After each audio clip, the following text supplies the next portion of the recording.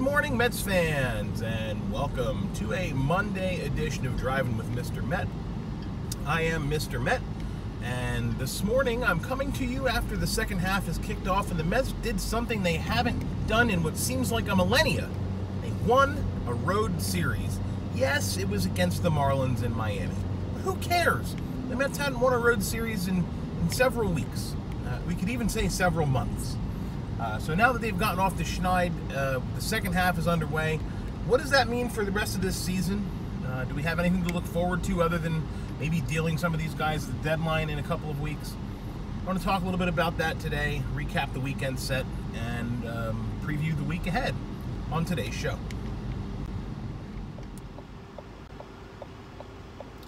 I'm wondering if it's at all possible to take what happened over the last 2 games and turn that into something bigger and maybe more in the start of something. And yes, again, prefacing everything I'm going to say today, understanding that this was against the Marlins, who, by the way, are the only team in the National League with a record worse than the Mets.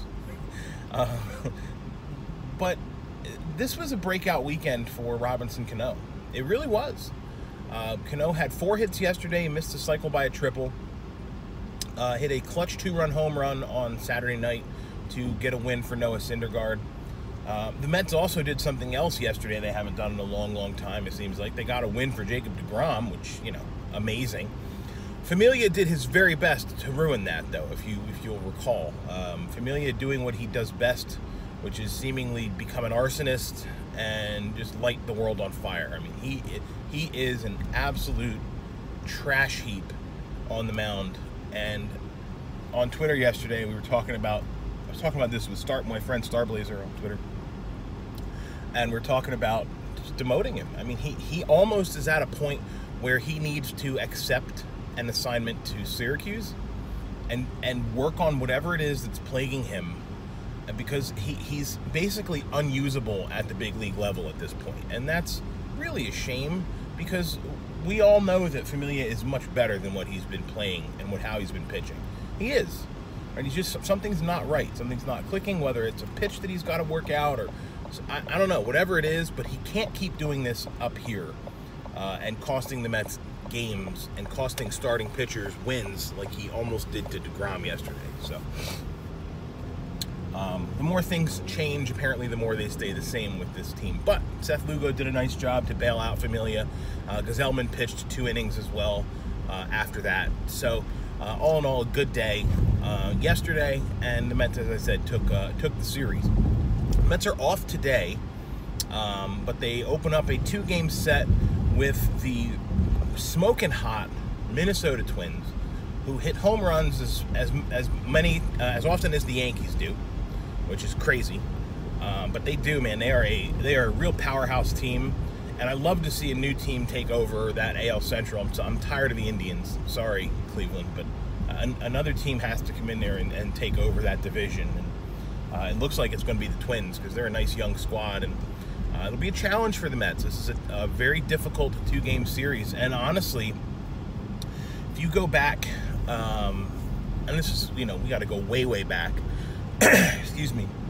But if we go back to the beginning of the season, it was that 2-game series with the Twins that really took the turn for the worst for the Mets, where, you know, deGrom got lit up in that game.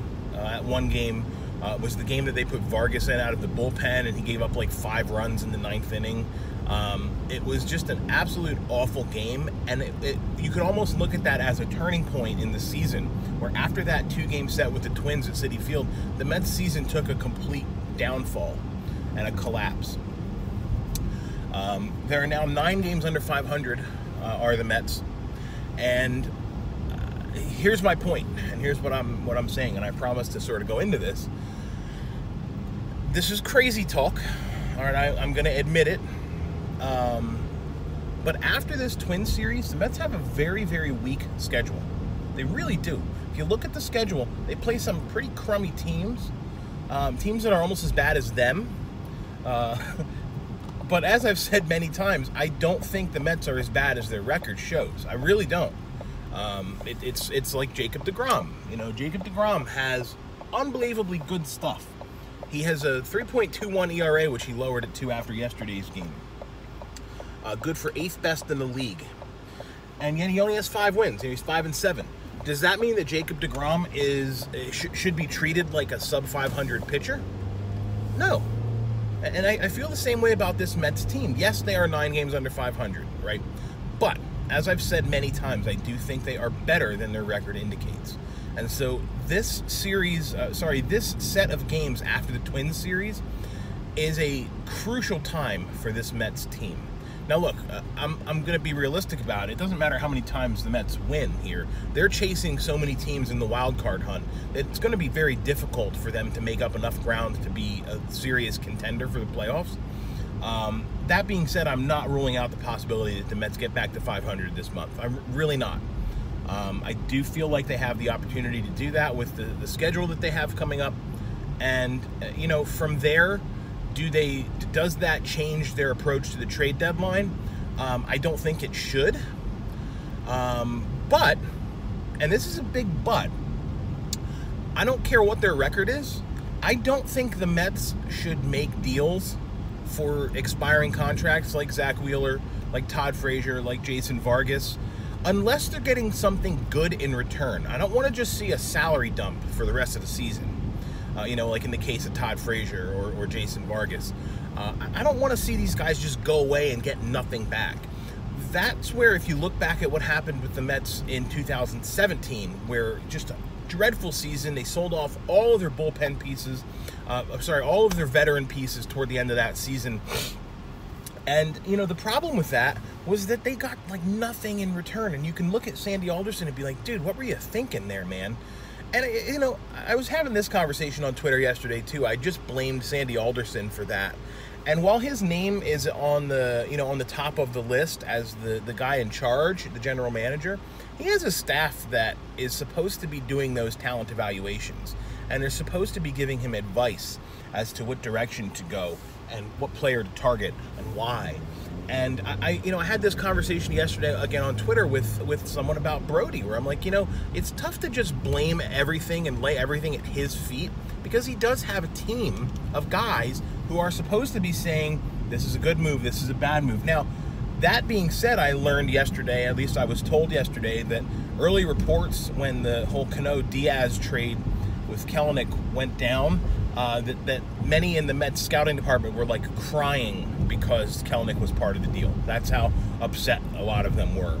I don't know whether that's true or not, but regardless, my whole point on that is it really sucks to blame everything on one guy when we all know there's a whole squad of guys in there that should be better at evaluating this talent. And whether it is Brody overriding,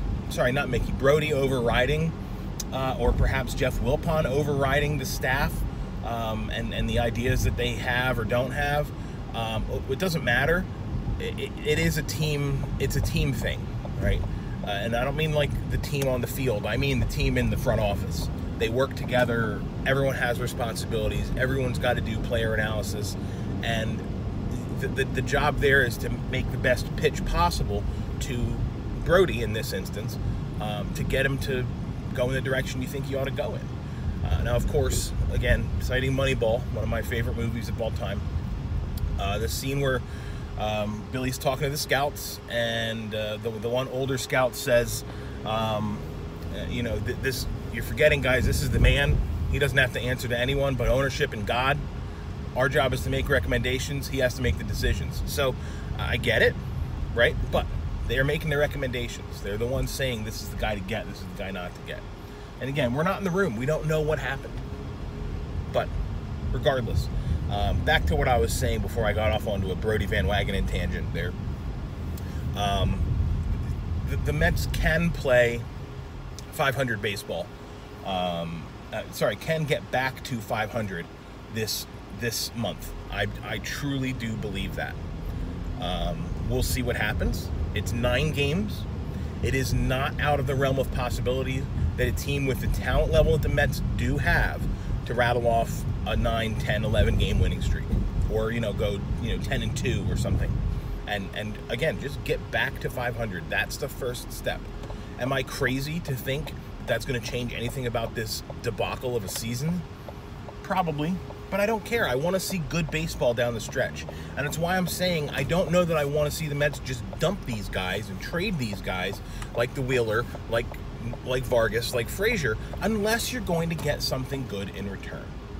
And I'm talking like something really good. Unless Brodie Van Wagenen and his team can fleece someone else and get a really high-level high-level prospect in exchange for these guys, one of these guys, two of them, whatever, then I don't think they should make a deal. Ride them out till the end of the season. Make the QO to Wheeler, get the draft pick. You're probably better off with that than you would be by taking a scrap heap prospect from some other team. That's my opinion on that. And look, who knows? Maybe Wheeler takes the qualifying offer. You don't know. You just have no idea how it'll play out. So I think that's the smart play with Wheeler. As far as Frazier and Vargas go, Vargas does have a team option, if I recall, and I could be wrong on that, but I think he has an option in his contract. It was like the 2-year contract, but I think there was a team option. Maybe it was a mutual option. I don't know, but regardless, I don't think Vargas will be back on the team next year. And there are pros and cons to that. The biggest con is that there's really no one to fill in for him, but that's neither here nor there. I have some thoughts about how the Mets go about building their roster for next year, but I don't want to get into any of that till at least after the trade deadline, we see what happens with the guys that are on the team now and what direction Brodie decides to go, because that to me is going to dictate how 2020 is going to be. If they go nuts and hog wild on this trade deadline and move a whole bunch of pieces, I'm not sure what that means for next year, but I want to wait and see before I make any kind of preemptive comments on that. So again, the Mets are off this evening, so we get another night off after the All-Star break, but they're playing tomorrow again at Target Field in Minnesota. 2 games set with the Twinkies. Wheeler and Matz on the mound for the Mets in those 2 games. I think the Mets just need to take one of them. The Mets can take 1 game in Minnesota. That's a win. That really is. They can split that 2-game set with the Twins. Twins are a very good team, so it'll be nice to see the Mets take one of those games. After that, Jesus, I don't even know what the schedule is after that. That's terrible. But it doesn't matter, because I'll come back tomorrow and talk a little bit more about this Twins series and follow up on any news that comes out today. So until then, thanks for watching. I appreciate it. You can follow me on Twitter at Mr_Met. And as always, let's go Mets.